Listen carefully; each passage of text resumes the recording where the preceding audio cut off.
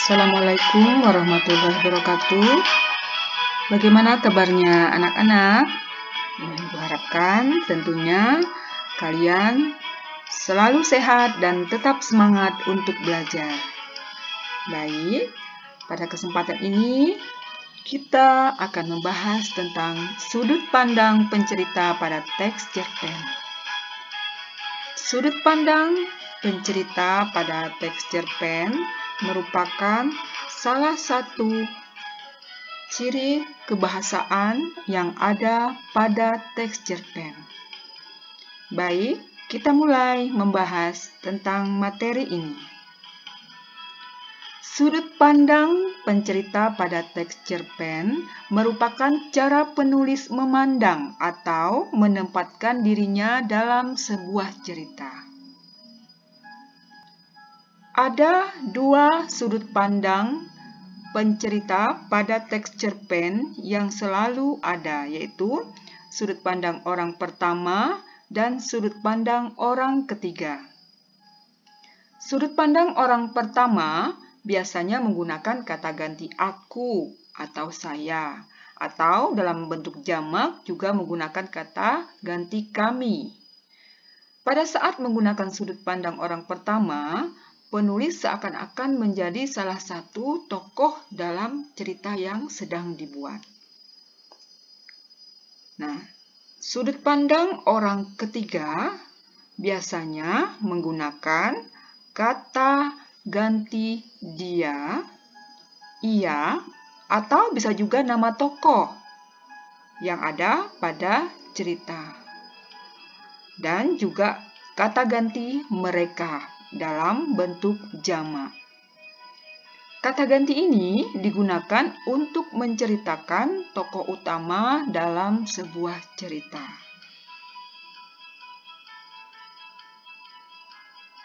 Sudut pandang orang pertama yang biasa menggunakan kata ganti aku dan saya, contohnya pada kalimat pertama, kutipan pada sebuah cerpen yang ada pada buku teks kalian.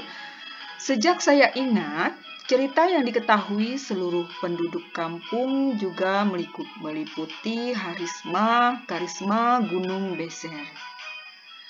Nah, pada kalimat ini ada kata ganti saya sebagai kata ganti orang pertama. Maka dari itu, kutipan cerpen ini menggunakan sudut pandang orang pertama. Begitu juga dengan kutipan pada kalimat kedua. Entah sudah berapa kali aku berkata padanya untuk mengganti sepatu bututnya itu. Pada kutipan ini terdapat kata aku yang merupakan kata ganti orang pertama. Sehingga dengan demikian kutipan ini yang ada pada cerpen menggunakan sudut pandang orang pertama. Baik, kita lanjutkan pada sudut pandang orang ketiga. Contoh kutipan yang ada pada cerpen, Mogu pun mengembara ke desa-desa. Ia memakai pengetahuannya untuk membantu orang lain. Nah, pada kutipan ini terdapat kata ganti mogu dan ia. Jadi, dengan demikian, kutipan ini menggunakan sudut pandang orang ketiga. Selanjutnya, sudut pandang orang pertama itu dibagi menjadi dua jenis, yaitu sudut pandang orang pertama sebagai tokoh utama dan sudut pandang orang pertama sebagai tokoh sampingan. Sudut pandang orang pertama sebagai tokoh utama,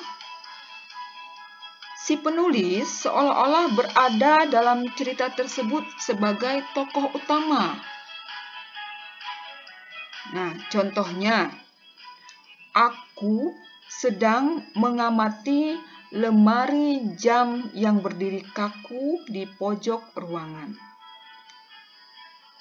Ukiran jati bertuliskan huruf Jawa kuno menjadi saksi bisu kelahiranku. Di tempat ini, 20 tahun yang lalu aku dilahirkan. Nah, pada kutipan ini terdapat kata ganti aku. Dan di sini tokoh aku merupakan tokoh utama. Berbeda dengan sudut pandang orang pertama sebagai tokoh sampingan yang ada di sebelahnya. Tokoh aku pada contoh ini tidak sebagai pemeran utama atau tokoh utama, melainkan peran pendukung atau tokoh tambahan. Nah, contohnya pada kutipan, brak, sekali lagi aku dibuat kaget dengan suara pintu dari samping kamarku. Erika pergi terburu-buru sambil lari tunggang-langgang. Sepertinya ia terlambat kuliah lagi. Erika adalah gadis yang manis, ia ramah dengan semua orang. Pada kutipan ini terdapat kata ganti aku. Namun, aku di sini bukan sebagai peran utama atau tokoh utama, melainkan hanya sebagai peran pendukung atau tokoh tambahan. Dan tokoh utamanya adalah Erika. Maka, sudut pandang yang ada pada kutipan cerpen ini adalah sudut pandang orang pertama sebagai tokoh sampingan. Baik, kita lanjutkan dengan sudut pandang orang ketiga yang juga terdiri dari dua jenis, yaitu sudut pandang orang ketiga serba tahu dan sudut pandang orang ketiga sebagai pengamat.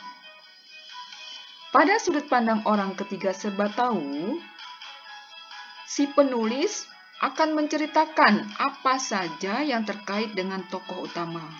Nah, pada hal ini, ia seakan-akan tahu benar tentang watak, pikiran, perasaan, kejadian bahkan latar belakang yang mendalangi sebuah kejadian.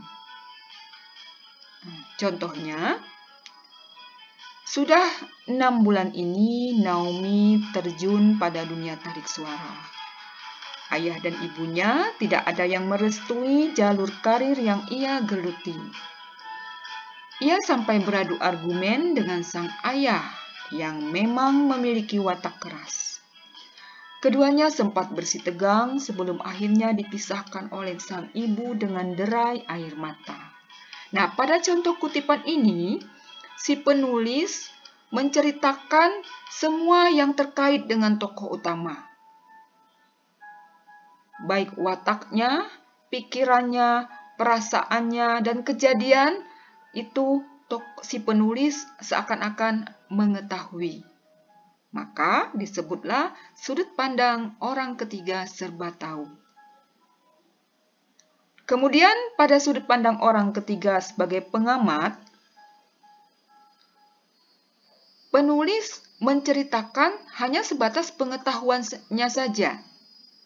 Nah, pengetahuan itu diperoleh dari penangkapan panca indera yang digunakan, baik dengan cara mengamati, mengalami, atau merasakan suatu kejadian di dalam cerita.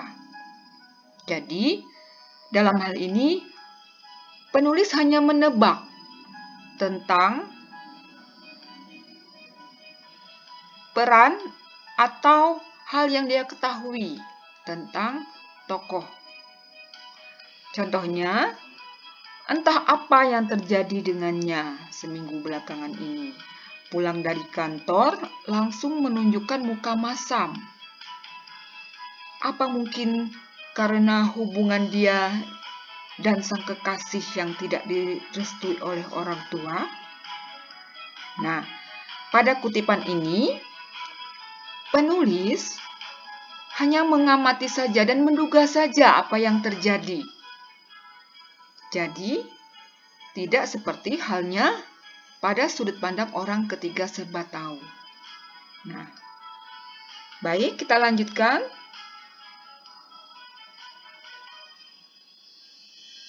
Nah, demikian anak-anak tentang sudut pandang yang ada pada teks cerpen.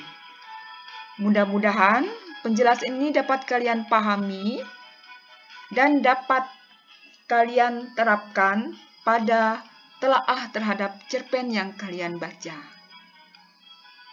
Untuk tugas, nanti akan kalian lihat di Google, akan kalian lihat di Classroom. Baik, terima kasih anak-anak. Tetap semangat belajar dan jangan lupa jaga kesehatan. Wassalamualaikum warahmatullahi wabarakatuh.